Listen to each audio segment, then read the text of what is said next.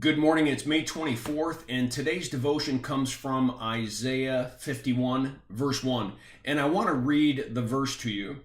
Listen to me, you who pursue righteousness and who seek the Lord. Look to the rock from which you were cut, and to the quarry from which you were hewn. And it sounds like it's an interesting verse, and it takes a bit of thinking to maybe interpret it correctly. But you got to understand that in Isaiah's day, the people of that day would have thought that they were modern.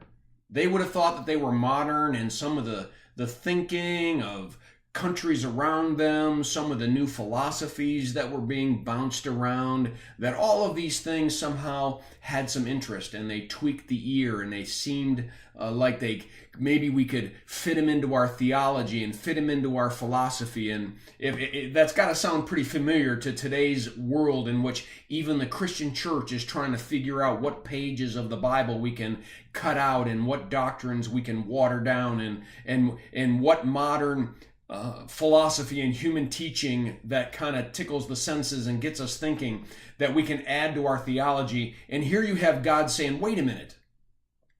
If you're my people, then don't look to the now and don't look to the future of what can be and what could be in all these modern philosophies.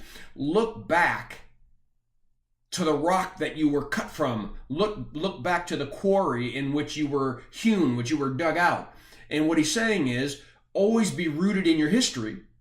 Always remember Abraham and Isaac and Jacob. Always remember the journey of the children of Israel. Always remember a faithful God who has spoken his true word, his unchanging word, to generations and generations. You don't need to bring the modern into Christianity. You need to bring the truths of God's word and Christianity into the modern world.